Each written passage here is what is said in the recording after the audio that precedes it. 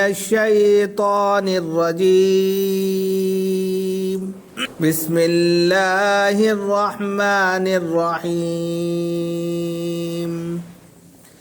إن الأبرار لفي نعيم وإن الفجار لفي جحيم يصلونها يوم الدين وما هم عنها بغائبين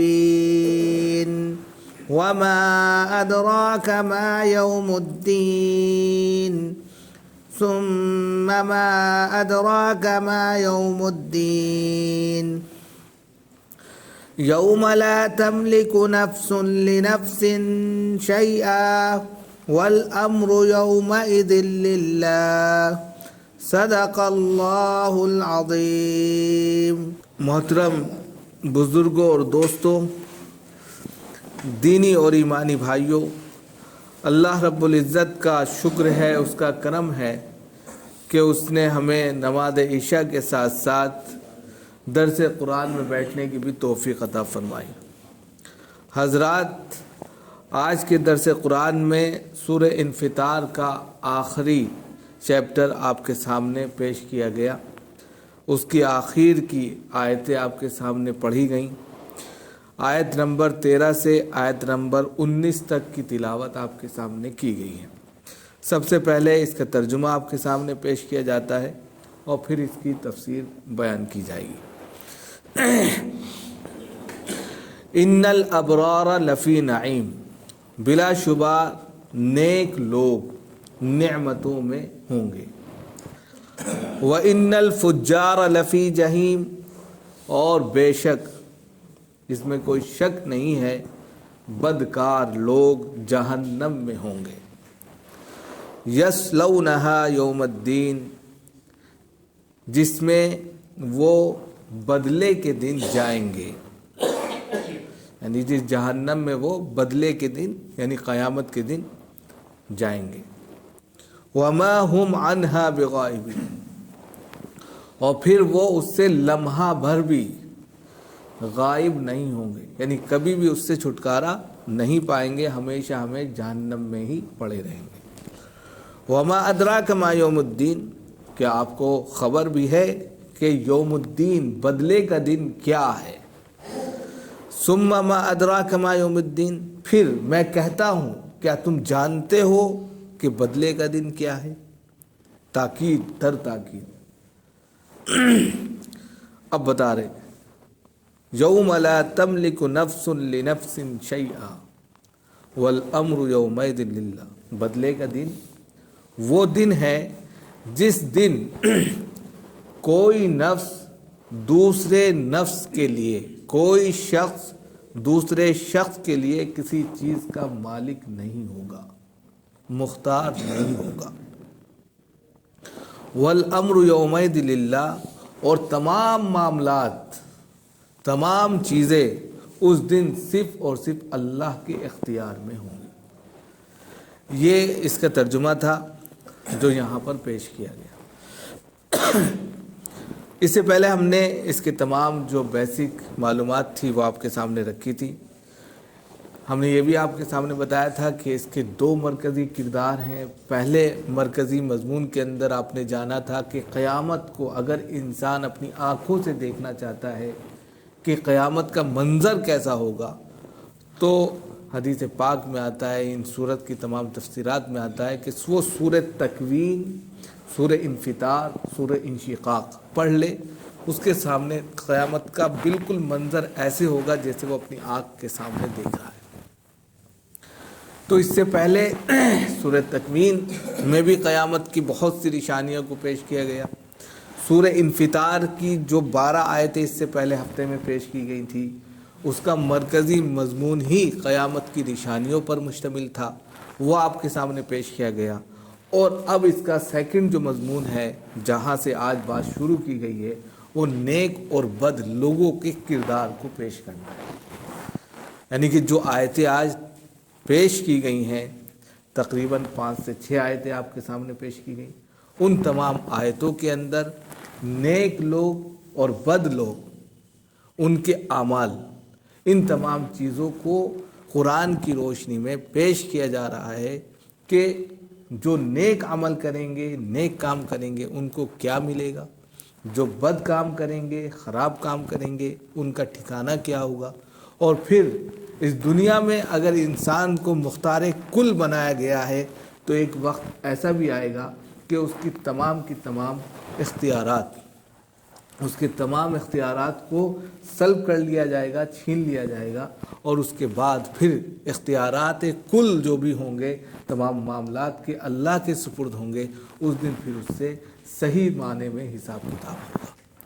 یہ اس کا مرکزی کردار آج پیش کیا جا رہا ہے۔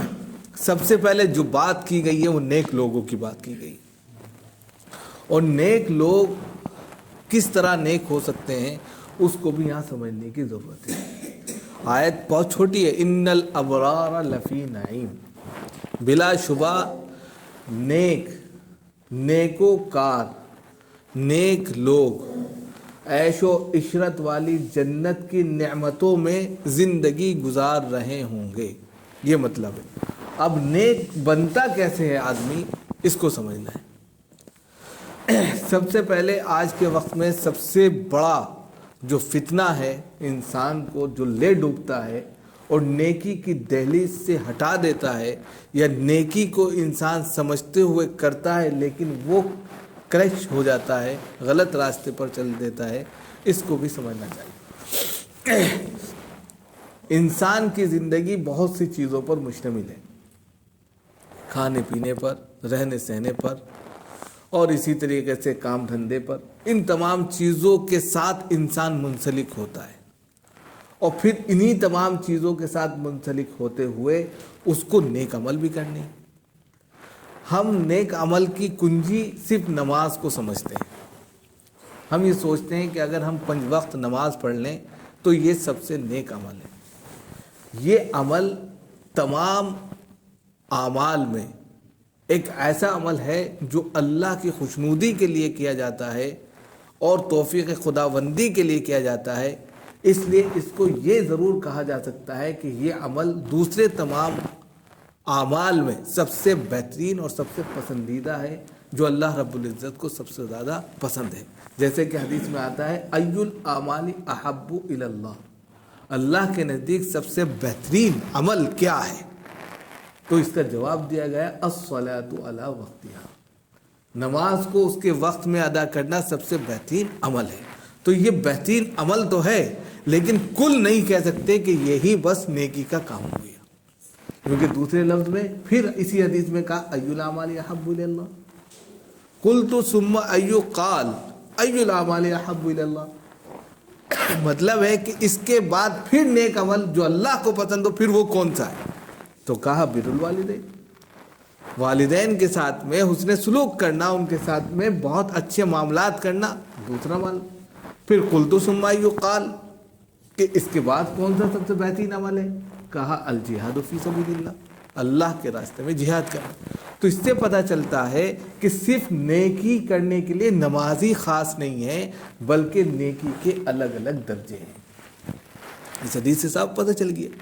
اب جب درجے الگ الگ ہیں، لیکن ان تمام درجات میں نماز کو اولین جو درجہ دیا گیا ہے، پہلی پوزیشن جو دی گئی ہے نیک عمل کی، وہ صرف اس بنیاد پر دی گئی ہے کہ اللہ کی توفیق سے بندہ اس کے دربار میں آ کر سجدہ ریزی کرتا ہے، دوسرے نیک عمل کی توفیق یہیں سے مل جاتی ہے، اس لیے اس کو 1 نمبر پر کر دیا گیا۔ پھر نماز میں صفائی ہوتی ہے، پاکیزگی ہوتی ہے، ہر چیز پاک ہوتی ہے، اس لیے دوسرے تمام راستے خود بخود بند ہوتے چلے جاتے ہیں۔ اس لیے کہا ان الصلاۃ تنہی عن الفحشاء والمنکر، کہ نماز بے حیائی سے، بری باتوں سے روکتی ہے۔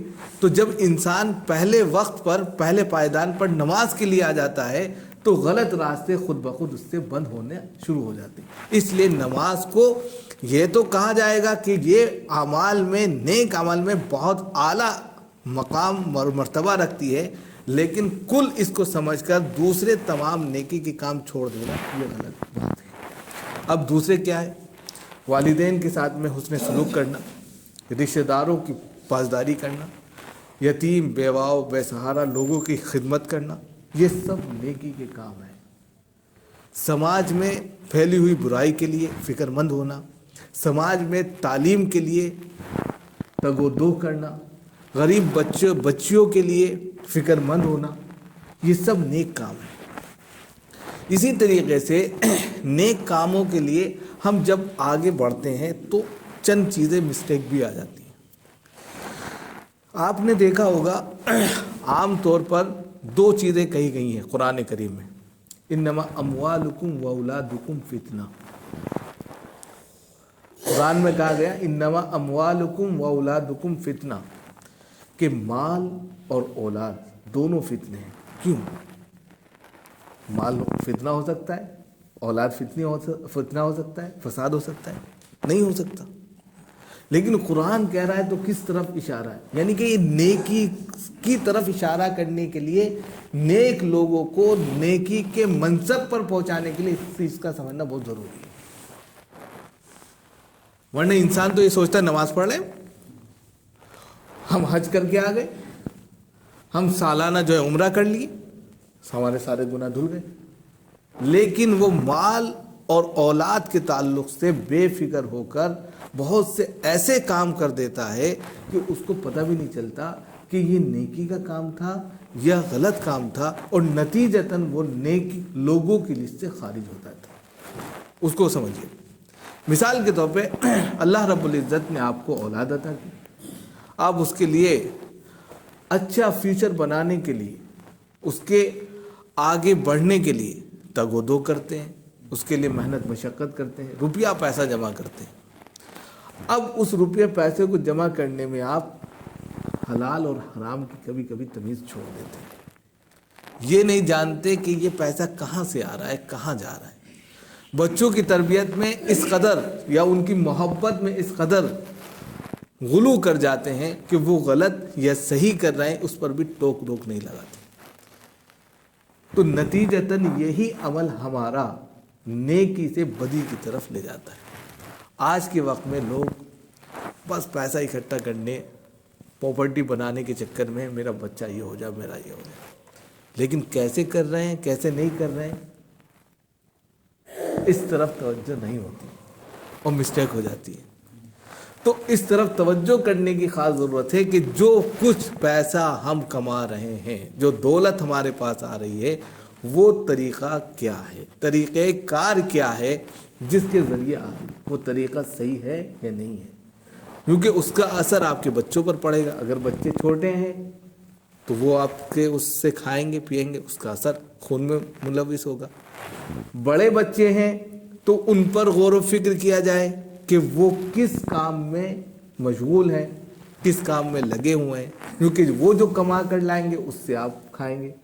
تو گھر میں ایک دوسرے سے جب لین دین ہوگا تو اس کا خون بنے گا، اور یہی چیز جو ہے آپ کے نیک عمل میں جو ہے ذریعہ بنے گی۔ تو اسی کو یہاں پر سمجھایا گیا کہ نیکی کر دریا میں پھینک، تو اس کے مصداق وہ لوگ ہوں گے جو ہر اعتبار سے بہت ہی محتاط ہو کر زندگی گزارتے ہوں گے، جو مال اور دولت کو اکٹھا کرنے کے ساتھ ساتھ یہ فکر بھی کرتے ہوں گے کہ مجھ سے اس کے بارے میں پوچھا جائے گا۔ لن تنالوا البر حتى تنفقوا مما تحبون کی طرف اشارہ کر دیا۔ تم ہرگز اللہ کی محبت کو پا ہی نہیں سکتے جب تک اپنی محبوب ترین چیز اس کی راہ میں قربان نہ کرو۔ اسی طریقے سے اولاد کی تربیت کے تعلق سے کہ ہم کیا دے رہے ہیں، کیا، یہ ساری چیزیں ہمیں توجہ کے ساتھ میں ذہن میں رکھنی ہے، اور پھر اپنے علاقے میں جن چیزوں کی ضرورت ہے ان چیزوں کو پورا کرنا ہماری اپنی ذمہ داری بن جائے۔ یہ نیک عمل ہے، اور جب یہ نیک عمل ہوں گے تو خود بخود اس کا گراف، یعنی اس کی نیکیاں، اس کے نام اعمال بڑھتے چلے جائیں گے۔ تو ان کے لیے کہا گیا لفی نعیم۔ نعیم کہتے ہیں جنت، جنت میں عیش و عشرت کے ساتھ میں بے شمار نعمتوں کے ساتھ زندگی گزارنے کو نعیم بولتے ہیں۔ گویا کہ وہ جنت میں بے شمار نعمتوں میں ہوگا، اس دنیا میں جتنا اس نے نہیں کیا ہوگا اس سے کہیں زیادہ پھل وہ وہاں پر پا رہا۔ بالکل یہ اب اس میں سبحان اللہ کہنا، الحمدللہ کہنا، راستے سے تکلیف دہ چیز کو ہٹا دینا، کسی کی مدد کر دینا، کسی کا سامان اٹھا کر رکھ دینا، کسی کو ادھار دے دینا، یہ ساری چیزیں اس کے اندر شامل ہوں، جس سے آپ کا دل، یعنی خلاصہ یہ کہیے جس سے آپ کا دل خوش ہو جائے، سمجھیے نیکی ہے، اور جو دل میں کھٹک جائے تو سمجھ جائیے یہ بدی ہے۔ بالکل آسان سمپل طریقہ ہے، جس سے دل کو اطمینان حاصل ہوتا ہو، سکون میں محسوس ہوتا ہو، دل کو خوشی حاصل ہوتی ہو، سمجھ جاؤ یہ نیکی ہے، اللہ کے نزدیک اس پر پھل ملے گا۔ اور جس سے دل میں ذرہ برابر بھی ادھر ادھر دیکھنے کا آپ کا اشارہ بن جائے کہ کوئی ہے تو نہیں، سمجھ جاؤ یہ بدی ہے، کیونکہ آپ کا دل گواہی نہیں دے رہا ہے، تو سمجھ جاؤ، تو اس سے بچنا ہے، تو وہی نیکی ہوگا، اور اس کی بنیاد پر وہ لوگ کہاں ہوں گے؟ جنت میں ہوں گے، بالا خانے میں ہوں گے، مسیریوں پر بیٹھے ہوں گے، وہ ساری چیزیں آپ کے سامنے موجود ہیں۔ دوسرا اس کا کیونکہ دوسرا کردار پیش کیا گیا، وَإِنَّ الْفُجَّارَ لَفِي جَحِيمٍ، جو بد کردار ہیں، بدکار ہیں، خراب لوگ ہیں، ہمیشہ جو ہے برائی میں لگے رہتے ہیں، ہمیشہ ایک دوسرے کی کاٹ میں لگے رہتے ہیں، سماج میں فساد مچاتے ہیں، کسی بھی طریقے سے کوئی بھی ایسا ذریعہ بنتے ہیں جو نقصان کا ذریعہ بن جاتا ہے، جس سے خود ان کی ذات کو ہی نہیں بلکہ پوری سوسائٹیوں کو اس کو دھچکا پہنچتا ہے، نقصان پہنچتا ہے، تو وہ لفی جہنم، جہنم میں، ان کا ٹھکانہ جہنم میں ہوگا۔ اور پھر جہنم میں کیوں ہوگا یہ بھی بتا دیا، یصلونھا یوم الدین، وہ اس میں بدلے کے دن جائیں گے۔ یعنی بدلے کا دن کیا ہے؟ یعنی قیامت کے دن ان لوگوں کو جنہوں نے نیکی کی، نیکی کا بدلہ دیا جائے گا تو جنت ہے، جنہوں نے بدی کی، بدی کا بدلہ دیا جائے گا، جہنم ہے، تو ان لوگوں کو جہنم میں بدلے کے دن پہنچایا جائے گا، اس بنیاد پر، بدلے کا دن اس بنیاد پر کہ وہ سزا اور جزا کے دن کا انکار کرتے تھے۔ ہم مانتے ہی نہیں ہیں قیامت ہے کہ نہیں، ہم تصور نہیں کرتے، بس دنیا میں آئے ہیں کھا پی کر ختم ہو کر چلے جائیں۔ تو کہا کہ وہ لوگ بدلے کے دن کو مانتے ہی نہیں تھے، انکار کرتے تھے، اس کی سزا بھگتنے کے لیے، اس کی پاداش میں ان کو جہنم میں پھینک دیا جائے گا، ڈال دیا جائے گا، نکالا نہیں جائے گا۔ اور مزید کیا کہا، وَمَا هُمْ عَنْهَا بِغَائِبِينَ، کبھی اس سے جدا نہیں کیا جائے گا، وہ موت موت چلائیں گے، جہنم میں بھی موت نہیں آئے گی ان کو، موت کا بھی گلا کاٹ کے پھینک دیا جائے گا۔ انسان جہنم میں جانے کے بعد ہر دن ہر لمحہ وہ موت کو چلائے گا، موت نہیں آئے گی اس کو۔ تو کہا وَمَا هُمْ عَنْهَا بِغَائِبِينَ، اس جہنم سے وہ ذرہ لمحہ بھر بھی جدا نہیں ہوں گے، اسی میں پڑے رہیں گے ہمیشہ ہمیشہ کے لیے، یہ کہہ لیجیے، جس کو دوسری جگہ خالدین فیہا فی ناری جہنم الگ الگ لفظوں میں استعمال کیا گیا، ہمیشہ ہمیشہ جہنم میں ہی پڑے رہیں گے، نکالے نہیں جائیں گے۔ ان کے بد عمل کی وجہ سے، بد اعمال کی وجہ سے، بد کاریوں کی وجہ سے، بدکاریوں کی وجہ سے، جتنے بھی بد ہو سکتے ہیں اس کی وجہ سے، اللہ رب العزت اب ایسے میں اس طرف ہمیں اشارہ ملتا ہے کہ اگر ہم سے غلطی ہو جائے، ہم سے خطائیں ہو جائیں، ہوتی ہیں، تو ہم فوراً توبہ کر لیں تو اس بد سے ہم بچ سکتے ہیں۔ اور اگر ہم توبہ نہیں کرتے، انکار پر انکار کرتے چلے جاتے ہیں، تو یہی چیز پھر جو ہے اللہ کے نزدیک سب سے بڑا مجرم قرار دیتے ہوئے سزا کو متعین کرتی ہے۔ اس لیے توبہ کا دروازہ کھلا ہوا ہے، اگر انسان توبہ کر لیتا ہے تو اللہ معاف کر دیتے ہیں، اور اگر توبہ نہیں کرتا تو وہ دھیرے دھیرے بدی جب جمع ہو جاتی ہے تو پھر اس کا ٹھکانہ جہنم ہے۔ اور کفار مکہ عام طور پر جہنم ہی کا انکار کرتے تھے، تو ان کو خاص طور پر اس طرح توجہ دلائی گئی، یا جو بھی شخص انکار کرتا ہے قیامت کا اس کو ہی توجہ دلائی گئی کہ اس میں اس دن ان کو جانا رہے گا اور پھر اس سے ان کو نکالا نہیں جائے گا، ہمیشہ ہمیشہ اسی میں پڑے رہیں گے۔ پھر اس کے بعد میں یہاں پر ایک سوال کیا اور اس کا جواب دیا اللہ رب العزت نے، اور یہ بہت ہی تنبیہاً سوال اور جواب ہے، کیونکہ اس کے اندر تاکید در تاکید پیدا کی گئی۔ یوم الدین، یوم الدین کئی مرتبہ آیا، اب اس کو کہہ رہے وما ادراک ما یوم الدین، وما ادراک ما یوم الدین، یعنی ایک سوال کیا، ارے تم جانتے بھی ہو یوم الدین کیا ہے؟ یعنی بدلے کا دن جو ہے، یعنی جس کو بدلے کا دن کہہ رہا ہے، قیامت کا دن، یعنی بدلے کا مطلب یہ ہے کہ مثال کے طور پہ جناب محمد رسول اللہ صلی اللہ علیہ وسلم کے سامنے کفار مکہ تھے، وہ آپ پر ٹھٹا کرتے تھے، آپ کی بات کا انکار کرتے تھے، آپ کی شریعت کو نہیں مانتے تھے، آپ کی رسالت کو نہیں تسلیم کرتے تھے، تو اللہ رب العزت نے ان کو سمجھانے کے لیے کہا کہ آج ان کا دن ہے، آج کے بعد بدلے کا جس دن ہوگا اس دن ہم فیصلہ کریں گے کہ کیسا بدلے کا دن ہوتا ہے۔ آج جو کچھ یہ آپ کے ساتھ کر رہے ہیں اس کا بدلہ لیا جائے گا، اور وہ بدلے کا دن قیامت کا ہوگا۔ لہٰذا ان کو خود سمجھ لینا چاہیے کہ ایک بدلے کا دن بھی آئے گا، یعنی انہی کی زبان میں سمجھانے کی کوشش کی گئی۔ اب ظاہر سی بات ہے اس سے عام انسانوں کے لیے بھی پیغام ہے، کیونکہ قرآن تو ہر وقت کے لیے کہ جو کسی کے ساتھ میں برا کرتا ہے اس کے ساتھ ایک وقت آتا ہے کہ اس کو جواب دینا پڑتا ہے، اس لیے انسان کو برا نہیں کرنا چاہیے۔ تو کہا یہاں پر وما ادراک ما یوم الدین، کیا جانتے ہو، تمہیں خبر بھی ہے؟ بہت پیارا سوال، پہلا سوال پیار بھرے انداز میں، کیا تمہیں معلوم بھی ہے یوم الدین کیا ہے، بدلے کا دن کیا ہے؟ اب یہاں پر تاکید کر دی، ثم ما ادراک ما یوم الدین، پھر میں کہتا ہوں، یعنی کہ سختی سے بتاؤ کیا تم جانتے ہو کہ بدلے کا دن کیا ہے؟ سختی آ گئی، پہلے میں نرمی، دوسرے میں تاکیداً سختی کہ بتاؤ کون سا دن ہے بدلے کا۔ سب ہک کے بکے رہ گئے، ہمیں تو پتہ ہی نہیں بدلے کا دن ہوتا کیا، قیامت کے دن کیا ہے، سزا اور جزا کا دن کیا ہے۔ اب یہاں پر اللہ رب العزت بتا رہے ہیں کہ بدلے کا دن کیا ہے، یہ ہم سنیں۔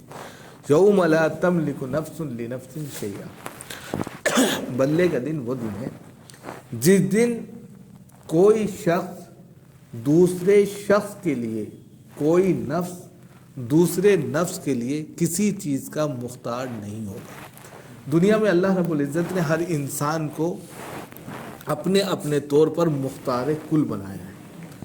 مختار کل کا مطلب یہ ہے کہ ہر انسان کو یہ صلاحیت دی ہے، یہ اتھارٹی دی ہے کہ وہ جب چاہے جو کام کرنا چاہے کرے۔